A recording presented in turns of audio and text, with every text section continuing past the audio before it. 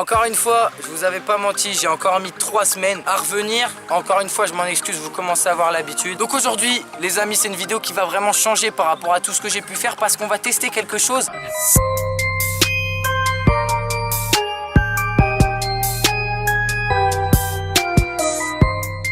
On va faire un test de 7 paires de crampons. Donc la Nike Mercurial Superfly 7, c'est une chaussure qui est vraiment très belle. Donc aujourd'hui on va s'attacher à tester 5 critères par rapport à la chaussure pour voir si elle répond à nos attentes ou pas. On va noter chaque critère sur 20 et on aura une note globale sur 20 pour cette paire de Mercurial Superfly 7.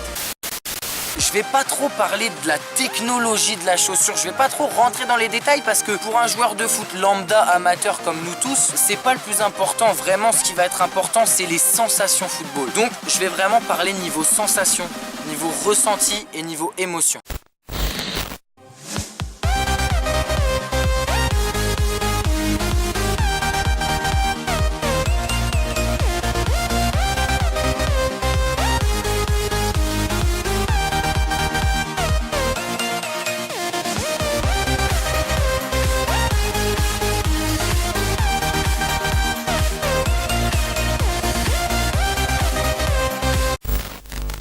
Donc on commence tout de suite. Le premier critère le plus important à mon sens, c'est le confort. Parce que quand tu as une paire de crampons, qu'elle te bousille les pieds et que tu n'arrives pas à aligner 3 pas avec, c'est impossible. Donc pour tester le confort, qu'est-ce qu'on va faire? On va faire quelques petites courses, quelques petites reprises d'appui pour voir si c'est naturel, si ça fait pas mal. On va voir si la chaussure épouse bien le pied et on enchaînera juste après avec d'autres critères un peu plus intéressants pour vous à regarder en image.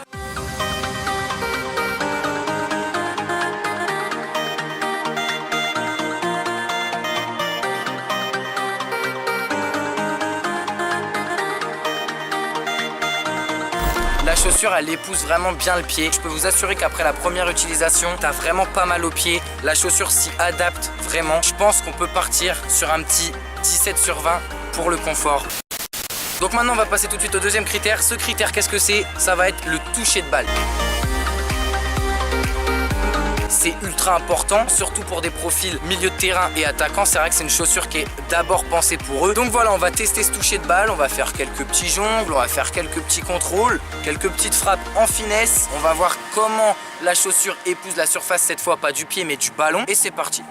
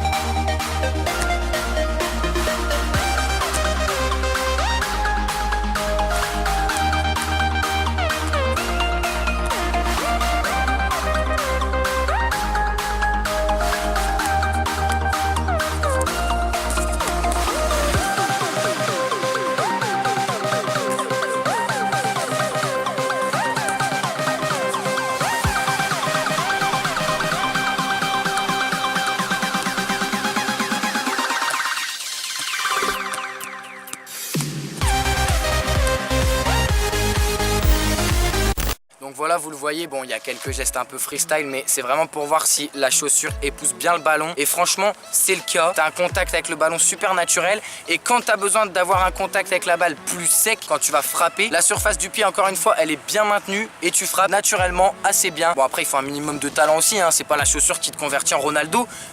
Mais franchement, la chaussure, elle aide vraiment à bien toucher ton ballon. Et donc, pour finir avec ce toucher de balle, le petit détail en plus, c'est que la chaussure, vous le voyez, il y a de la maille en fait. C'est ce qu'on appelle la maille. Bon, je rentre pas trop dans les détails techniques parce que c'est pas le but aujourd'hui, mais en gros cette maille là, ce petit relief que vous voyez sur toute la chaussure, hein, on pense pas mais ça change beaucoup de choses parce que du coup le toucher de balle, l'accroche du ballon est beaucoup plus efficace, beaucoup plus naturel. Cette maille, elle est super importante. Ce petit relief, vraiment, il fait la diff. Et donc, pour le toucher de balle, on va partir sur un petit, allez, je dirais un petit 16 sur 20. Ça me paraît super correct. Donc maintenant, on va passer à la légèreté et à l'accélération. Parce que c'est vrai que la chaussure, elle est confortable, mais ça nous dit pas si elle est légère. Et c'est vrai que plus la chaussure est légère, plus ton accélération sera naturelle, sera simple et sera efficace.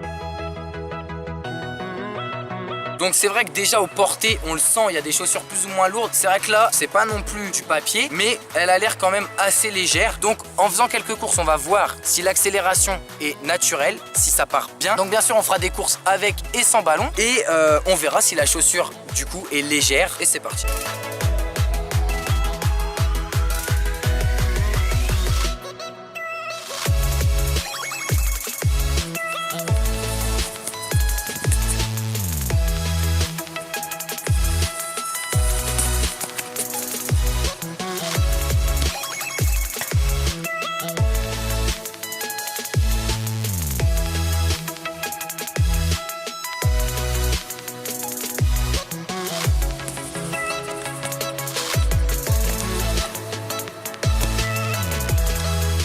You're never gonna make it, you're not good enough. There's a million other people with the same stuff. You really think you're different, man, you must be kidding. Think you're gonna hit it, but you just don't get it. It's impossible, it's not probable. Donc, verdict, elle est effectivement assez légère. Franchement, c'est léger. Tout ce qui est passement de jambes, tout ce qui est crochet et tout ce qui est course, ça se déclenche assez bien. Et donc, pour la légèreté et l'accélération, je vais mettre une note de 15 sur 20. Ok. Quatrième critère, les amis, la force de frappe, la puissance de frappe et la précision. On va allier tout ça. Les deux sont importants. Il ne faut pas dissocier la précision de la force de frappe. Parce que si tu es super précis mais que tu frappes à 2 à l'heure, ça sert à rien. Et à l'inverse, si tu bourrines ça mais que tu fous ça sur le parking du carrefour d'à côté, ça sert à rien non plus. On va voir si la chaussure offre une meilleure performance au niveau de ce critère-là. Vous le voyez, on a amené un filet de précision. On va essayer en fait de toucher les 4 zones en faisant le moins de tirs possible. Donc dans l'idéal 4 forcément. On va aussi faire des frappes en force. On va voir ce que ça donne et on débriefera.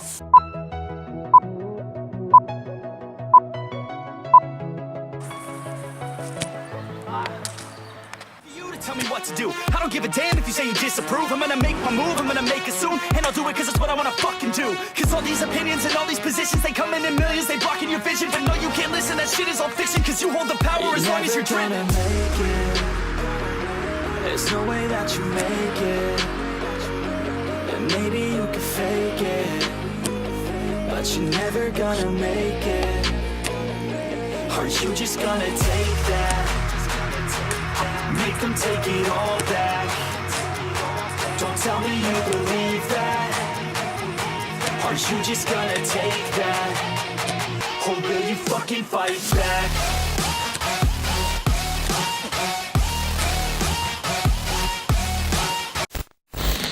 Donc voilà, vous le voyez, le produit il offre quand même une aisance naturelle. Dans tout ce qui est frappe du ballon, ça se voit hein, sur les images. Ton jeu se déploie naturellement avec la chaussure. C'est pour moi pour l'instant le critère le mieux rempli, le mieux validé de ce petit test. Donc franchement, je mettrais un bon 18 pour la frappe de balle et la précision. C'est un critère qui est ultra rempli avec ce produit. Ta gueule. Donc le dernier critère, le critère le moins important, mais ça joue quand même quand tu fais ton choix, ça va être tout simplement l'esthétique.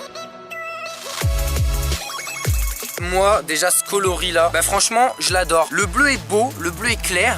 Le blanc, bon bah c'est super efficace allié au bleu. Donc pour ce produit, pour tous les petits détails et le relief aussi dont je vous ai parlé tout à l'heure, je trouve que ça améliore le design. Hein. Bah je partirais sur un petit 16 aussi.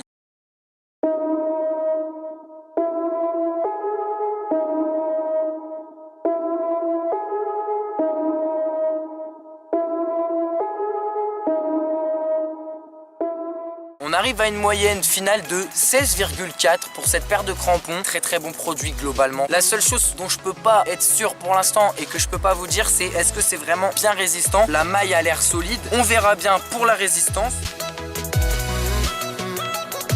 Voilà, écoutez, j'en ai fini avec ce petit test des Mercurial Superfly 7. Je retesterai peut-être d'autres paires, peut-être d'autres marques pour pouvoir justement comparer. C'est ça aussi qui est important et qui est intéressant. Merci à tous d'avoir suivi ce petit test. C'était super sympa. J'ai pris beaucoup de plaisir, moi, à tester ce produit. Et on se retrouve une prochaine fois. À bientôt.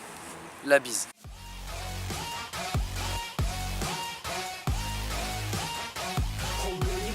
Fight back.